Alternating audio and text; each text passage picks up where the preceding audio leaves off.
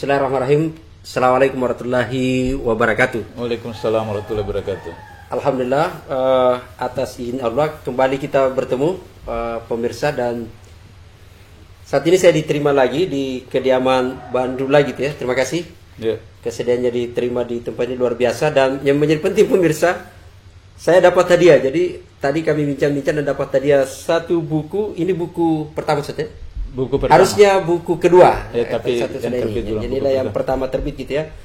Buku Jihad Memberantas Korupsi. Nah, ini menarik sekali, ada 9 bab, diedit oleh Pak Musakir. Kata pengantarnya adalah Pak Laude Sarif, mantan pimpinan KPK yang sekarang direktur di kemitraan gitu ya. Jadi ini saya kira bukunya sangat aplikatif.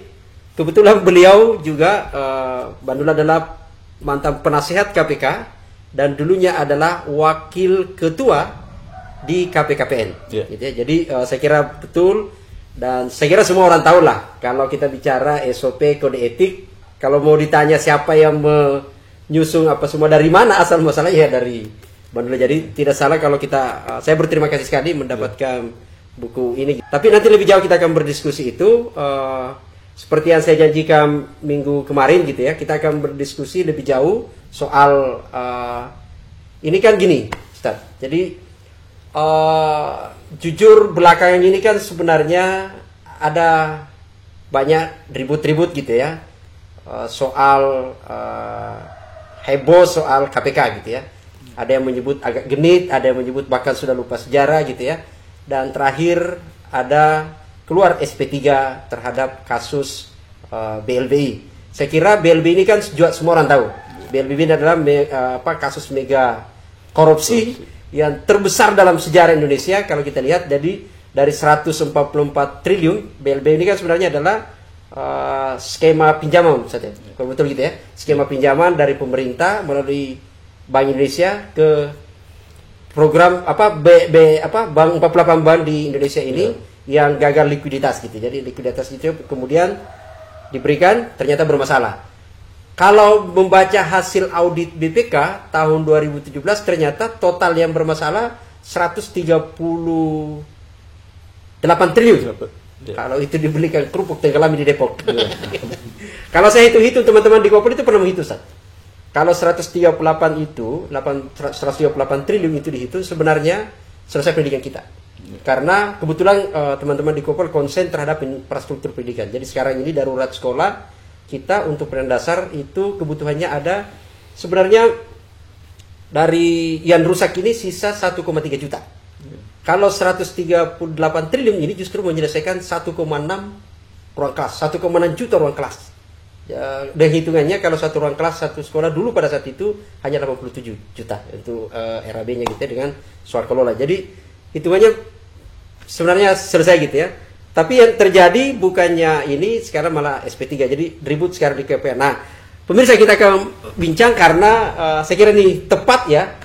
Bandula mulai dari zamannya Pak Taufikur Rahman, lalu kemudian Pak Antasari gitu ya. Kemudian ke Pak Abraham. Sampai sempat dapat Pak Agus. Tidak, sampai Pak Abraham. Sampai Pak Abraham gitu ya. Tapi paling tidak, dan kemudian aktif mengadvokasi di zamannya Pak Agus gitu. Jadi kira-kira mungkin bisa dijelasin dulu. So, apa sih yang terjadi di KPK kita sekarang ini, banyak orang ribut-ribut gitu ya? Iya. Terima kasih pemirsa. Assalamualaikum warahmatullahi wabarakatuh. Terima kasih Kopel sudah bisa bersilaturahim ke rumah saya. Buku ini diberi judul Jihad Memberantas Korupsi karena korupsi itu luar biasa, extraordinary crime, sehingga tidak bisa satu orang kerja, tidak bisa satu instansi bekerja, tapi semua jihad dalam pengertian kerja keras, gotong royong di semua pihak untuk menghadapi korupsi. Nah, korupsi disebut sebagai kejahatan luar biasa karena ada beberapa indikator. Pilar pertama, korupsi disebut kejahatan luar biasa karena dia bersifat transnasional. Jadi korupsi tidak terjadi pada satu daerah tertentu, pada instansi tertentu, negara tertentu, tapi bersifat transnasional. Jadi antar negara, seluruh lintas negara. Kita ingat beberapa tahun lalu Panama Papers pernah menerbitkan ada ribuan orang Indonesia yang punya saham di luar negeri. Ada di Amerika, ada di Eropa, ada di Hong Kong, di Singapura. Saya biasa katakan bahwa saya pernah bertugas di Singapura, mengajar di Singapura. sekitar 3 tahun, dan saya tahu di sana itu bahwa orang terkaya di Singapura bukan orang Singapura. Orang terkaya di Singapura adalah orang Indonesia. Hotel termewah di Singapura bukan punya orang Singapura, punya orang Indonesia. Sedemikian rupa, sehingga itulah sebabnya maka PPATK kita itu mengalami kesulitan untuk mendapatkan data-data dari Singapura, karena kalau Singapura memberikan itu jadi problem. Sekitar 30% saham BUMN Singapura itu punya orang Indonesia. Dan menurut ketentuan UNCSC PBB tentang korupsi, kalau negara yang merasa dirugikan dengan uang warga negara disimpan di negara itu diminta kembali, harus kembali, dan itu Singapura tidak mau. Itu contoh tentang bagaimana korupsi itu kejahatan luar biasa karena bersifat transnasional. Itu karena memang dengan Singapura penandatanganan kerjasama itu belum. Kita tidak punya itu. Tidak punya kerjasama ya, itu. Untuk yang kemarin diminta soal pertahanan, termasuk dengan ratifikasi ya, soal itu tidak ada. Sehingga ekstradisi ekstradisi tidak ada. Karena itu maka PPATK mengalami kesulitan dengan Singapura.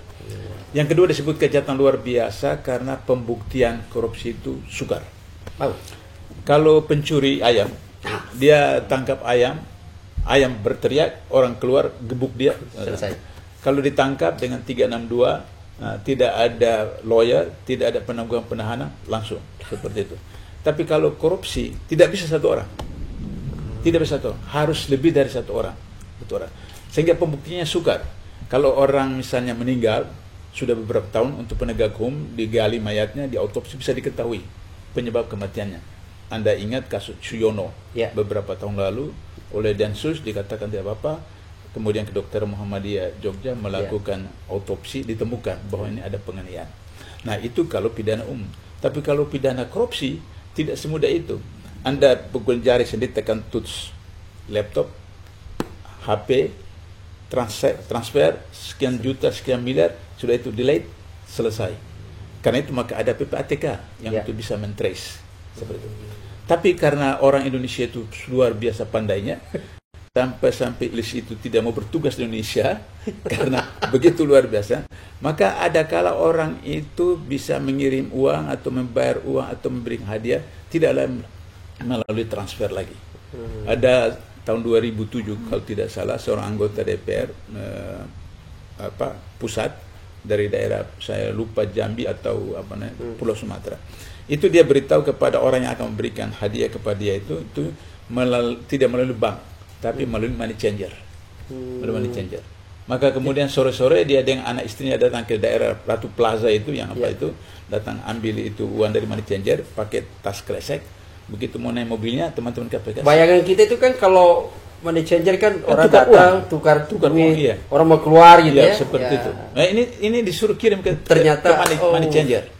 Nah, kemudian teman-teman KPK begitu lihat dia keluar bawa tas kresek uang itu, kemudian kata teman-teman, silakan Pak, ikut mobil kami Pak. Dan seperti itu. Masuk ke KPK, anak istrinya dibawa semua ke KPK.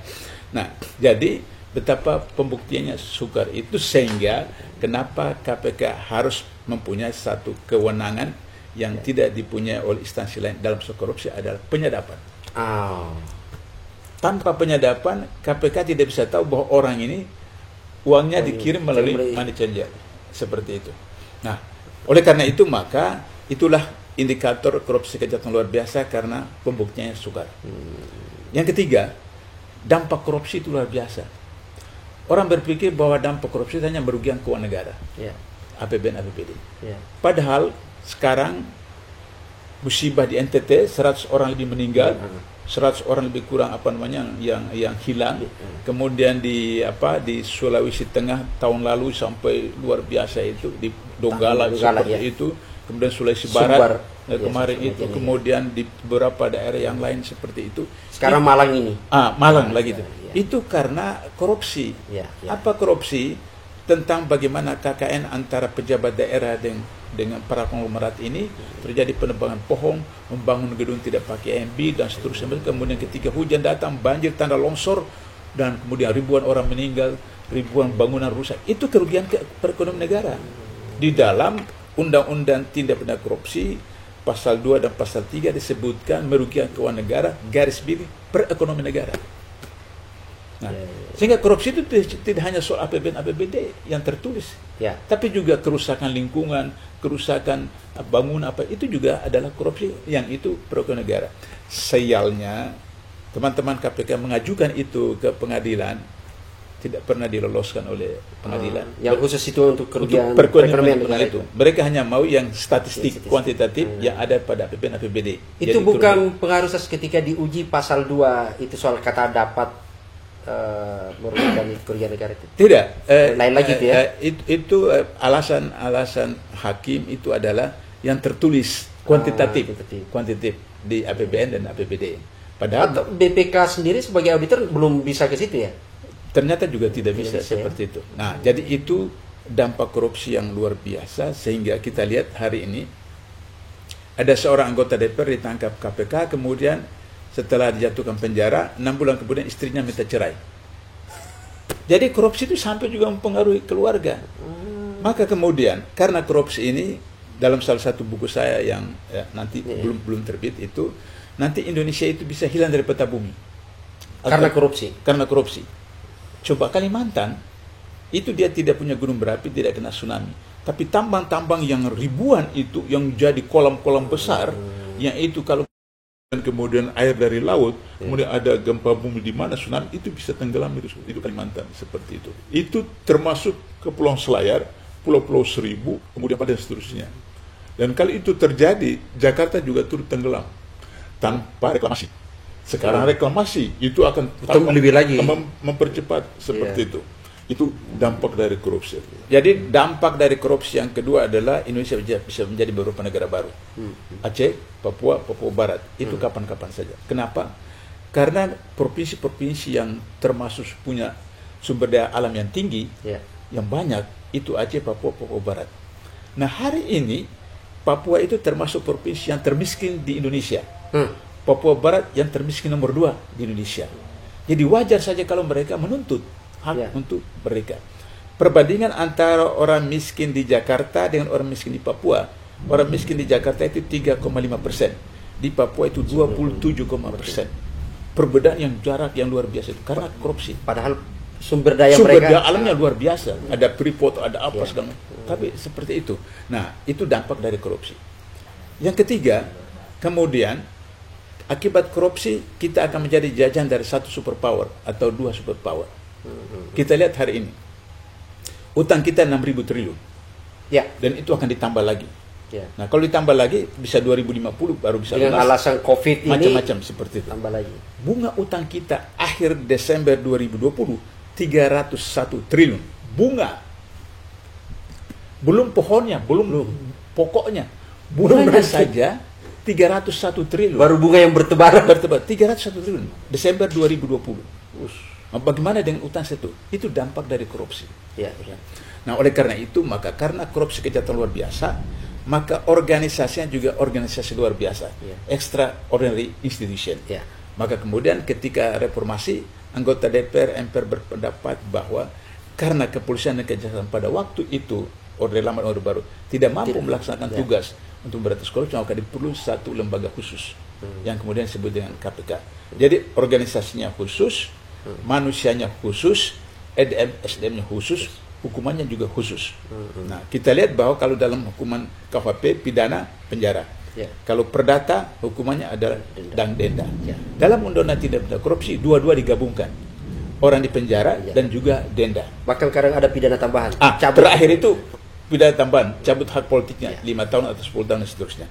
Itu menunjukkan tentang betapa extraordinary crime-nya itu korupsi, sehingga hukumannya juga lebih biasa. Begitu juga manusianya. Pegawai itu juga luar biasa.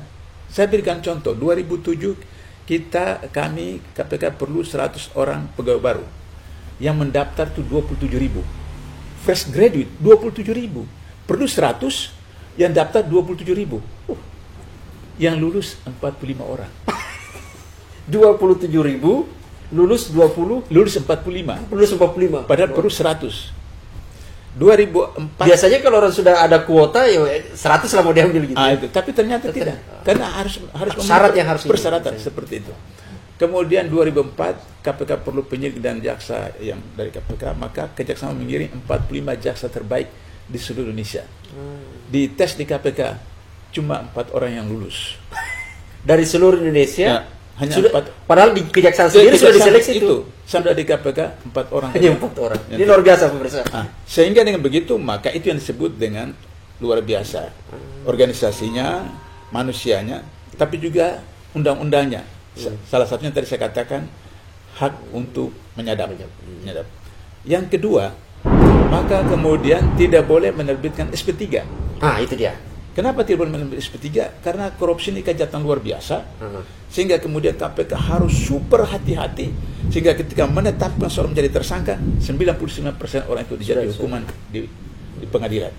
Wartawan tanya saya, kenapa tidak 100% Pak? Saya bilang 1% itu hak prerogatif Allah SWT. Bisa saja Allah membolak-balikkan hati seseorang di pengadilan, bisa dia lolos. Tapi secara teoritis selama ini 99% itu tidak ada yang lolos. Saya biasa mendengar dari orang-orang dalam juga KPK bahwa kalau polisi menyebut 2 alat bukti cukup, tetap juga dipakai KPK, tapi sesungguhnya adalah harus ada reserve. Ada reserve. Itulah sampai 99% itu. Sehingga ketika misalnya di pengadilan hakim begini, itu sudah ada reserve. Contoh tentang penyadapan. Saya beritahu kepada penyidik di KPK atau teman-teman di KPK itu, kalau orang itu bekerja sama, maka tidak diungkapkan di pengadilan tentang kasus pribadinya. Misalnya waktu mulanya kasus pertama KPO ditangkap oleh KPK. Dia tidak mengaku bahwa dia terima uang. Kemudian teman-teman KPK perlihatkan CCTV rekaman. Dia lihat, kaget dia. Maka akhirnya dia mengaku. Kerjasama itu meringankan dia di pengadilan. Jaksa juga tidak menuntut terlalu tinggi dan hakim juga kemudian menganggap itu kerjasama, hukumannya rendah. Kalau seperti itu. Tapi kalau ada yang misalnya ngeyel, ngotot, tidak mau, maka saya katakan terpaksa harus buka di pengadilan. Misalnya itu ya bagaimana pembicaraan ya apa namanya apakah semua tersangka itu misalnya mengajukan untuk kerjasama itu bisa dapat keringanan? Kalau itu sebelumnya. Kalau sudah proses itu sudah tidak bisa lagi mendapat saksi mahkota seperti itu harus sebelum. Artinya dia punya politic will untuk apa namanya seperti itu. Nah, jadi oleh karena itu maka kemudian disitulah kenapa tidak boleh SP3. Nah, kenapa? Karena pertimbangan anggota DPR waktu itu SP3 ini biasa dijadikan sebagai alat oleh instansi penegak hukum yang lain untuk bargaining. Karena kita lihat di KUHP itu menyebutkan bahwa penyelidikan adalah suatu proses untuk menemukan ada peristiwa pidana atau tidak. Itu penyelidikan. Kalau penyidikan adalah proses untuk menentukan siapa tersangka. Siapa tersangka. Nah, sehingga dengan begitu maka kemudian tetapkan tersangka. Kemudian di ATM kan di apa segala macam sampai sudah habis, baru diterbitkan SP3. Nah, karena itu KPK tidak boleh seperti itu. Harus. Nah, karena itu maka di KPK ada yang namanya disebut dengan apa namanya? Pencarian pool bucket, pengumpulan bahan keterangan. Itu secure, tidak ada tahu sama sekali. Jadi tidak seperti Barreskrim atau Polda Jaya melakukan penguntitan kemudian sampai kemudian menembak orang, membunuh orang. Itu bukan pool bucket namanya itu. Kalau di KPK modelnya? Di KPK itu saya kalau sekitar jam 7 atau setengah 8, biasa jam 7 setengah 8 itu saya lihat ada salat duha di musola kecil. Bukan lihat setiap lantai itu kantor lama nih, kantor lama. Itu musola kecil, ya kurang lebih seperti ruang tamu saya. Dia sholat duha, ada kala 2 rakaat, ada 4 rakaat, kemudian bawa ransel. Ini berarti OTT. Jadi saya kemudian di lift, saya terus salaman, mudah-mudahan berhasil. Dia cuma tidak boleh, karena kode etiknya tidak boleh. Teman sekantor, seruangan, itu juga tidak boleh tahu. Nah, seperti itu. Nah, sehingga dengan begitu maka tidak bisa diketahui. Orang kantor aja nggak tahu, apalagi sasaran. Itu pool bucket. Setelah kemudian sudah ditemukan bahan keterangan yang sudah memenuhi unsur, maka masuk ke pro justisia, yaitu ke Direktorat Penyelidikan. Nah, penyelidikan. Kemudian itu SOP, saya koordinator penyusunan SOP KPK. Jadi saya tahu betul mekanismenya. Satgas gelar perkara sudah ada 2 alat bukti. Ya. naik ke direktorat, gelar perkara direktorat. Oke, naik ke deputi. Ya. Deputi, semua direktur hadir. Hadir. Terakhir kemudian ke pimpinan. Dalam hal tertentu saya diundang. Tidak semua kasus saya diundang, dalam hal tertentu saja. Ya, ya. Nah, itu kemudian saya diundang.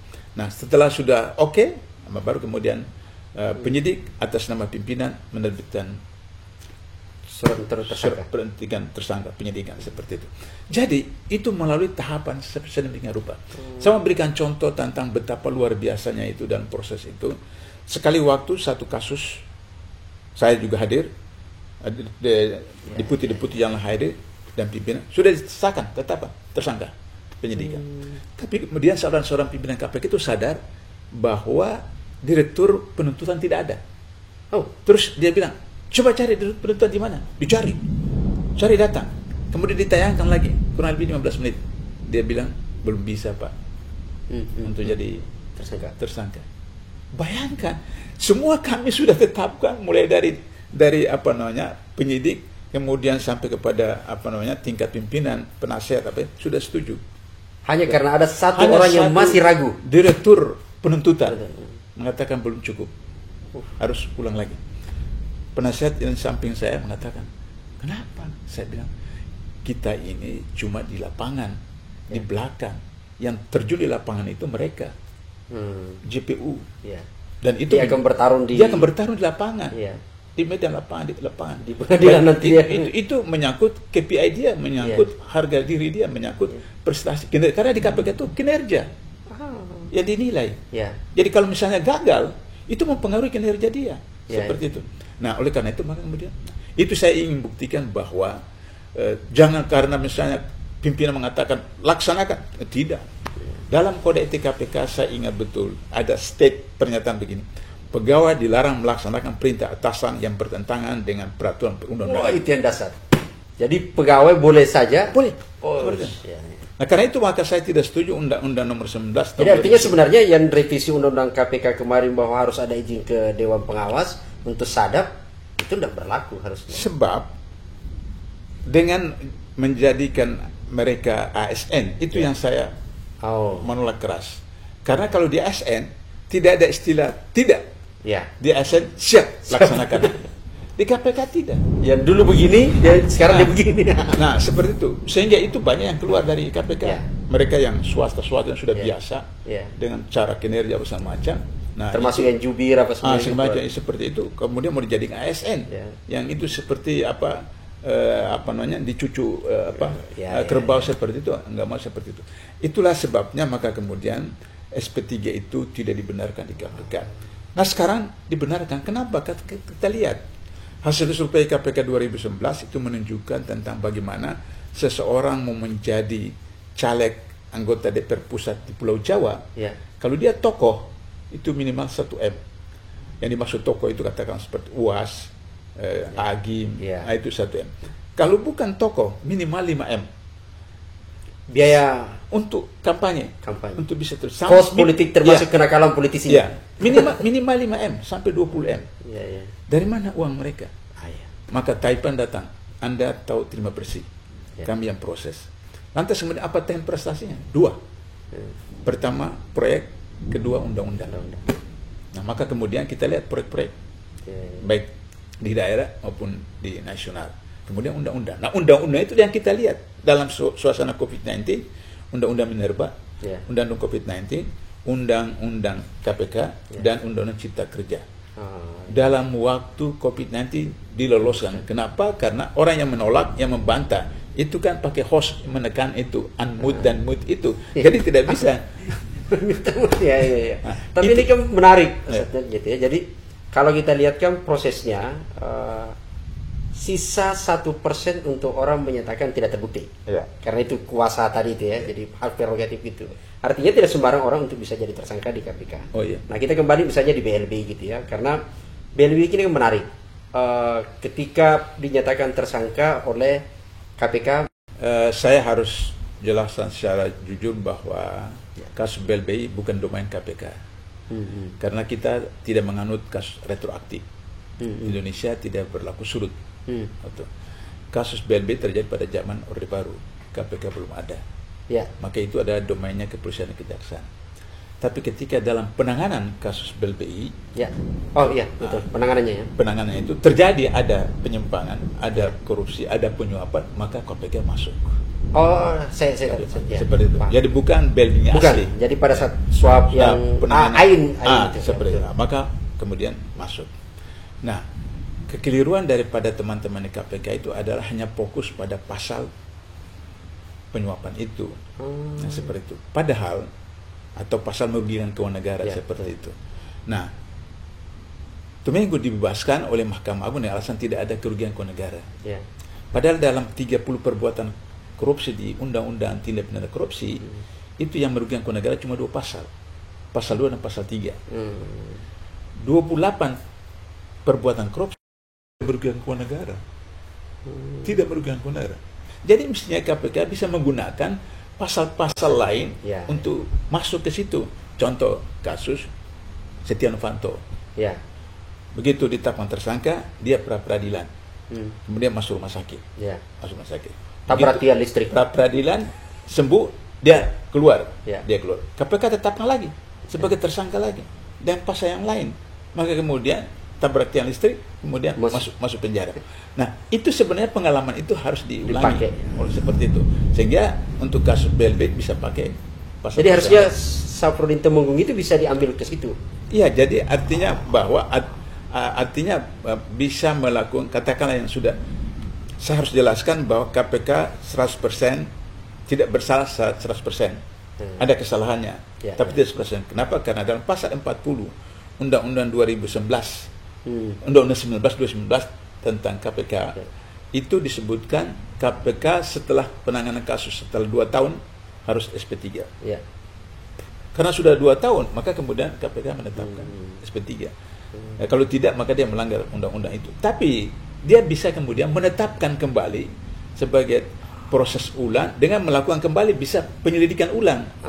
Sama kasus wali kota Makassar. Iya, seperti itu. Mengulangi lagi sehingga kemudian sampai kepada status tersangka. Nah, itu. Nah, tapi memang saya khawatir karena ini suatu skenario politik yang luar biasa di mana kita tahu bahwa undang-undang yang 4 undang-undang itu melindungi para taipan dan seterusnya. Jangan lupa bahwa data-data yang ada di masyarakat 250-an anggota DPR pusat itu adalah pebisnis. 250-an dari 575 itu adalah pebisnis. Sehingga wajar saja kalau mereka menyetujui semua undang-undang itu yang menguntungkan seperti itu. Nah, undang-undang COVID-19 coba Anda datang ke galaksi apa saja, di Jupiter ke Saturnus ke Merkuri ke apa saja. Kebetulan saya penggugat untuk undang-undang COVID-19 itu di MK. Betul. Itu coba apa Anda temukan di sana? Penyalahgunaan dana negara, pemerintah tidak bisa dipidana, tidak bisa diperdata, tidak bisa dipetun. Di mana? Galaksi mana? Ada seperti itu. Kecuali Indonesia, karena Indonesia itu out of space, di luar tata surya, seperti itu. Sehingga bisa berlaku undang-undang yang aneh seperti begitu. Nah, misalnya kemudian cipta kerja. Cipta kerja itu tidak perlu izin AMDAL, hanya pemberitahuan. Sedang selama ini ada izin saja luar biasa, bencana luar biasa itu, apalagi tidak ada izin. Nah, kemudian dalam undang-undang cipta kerja, otonomi daerah itu hakikatnya hilang. Oke, saya mau kembali dulu. Tuntas BLB dulu. BLB. Jadi kita dapat tadi bisa saja harusnya tetapkan lagi gitu ya. Karena juga saya mendapat informasi. Jadi rupanya sebenarnya ini kan kalau informasi yang kami dapat gitu ya, berkas Samsul Nur Salim sebenarnya sudah cukup. Jadi sebenarnya pada saat itu ada keinginan di dalam itu untuk menyerahkan bersama, ngikut dengan Syafruddin Temenggung gitu ya, di ini. Tapi kemudian Samsul Nur Salim ini kan burong gitu, melarikan diri gitu ya, sehingga kemudian tertahan tiba-tiba. Nah, itu satu. Yang kedua, kan pasal 40 kan sebenarnya SP3 berlaku di 2019 periode sekarang gitu ya. Katakanlah sementara tersangkanya kan di sebelumnya. Apa itu bisa berlaku ke situ atau gimana itu? Harus dihitung dari 2019 ketika undang-undang berlaku.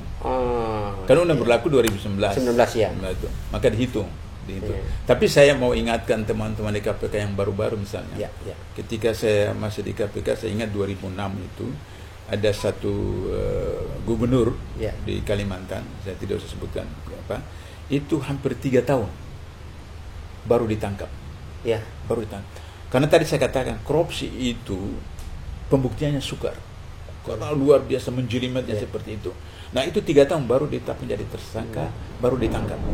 Jadi kalau SP3 itu 2 tahun ya tetap oleh DPR itu melihat kasus yang mungkin kasus yang sederhana. Tapi kalau kasus yang kata orang Sunda itu babliut begitu, membulas begitu, itu tidak mudah seperti itu. Nah oleh karena itu maka saya melihat bahwa undang-undang KPK yang diamankan itu unsur politiknya terlalu tinggi.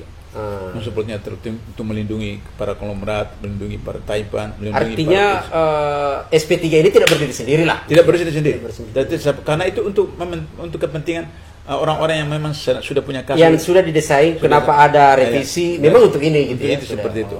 Sehingga meskipun harapan kita tetap sebenarnya KPK masih bisa melakukan penyelidikan kembali seperti itu. Oke, pemirsa, saya kira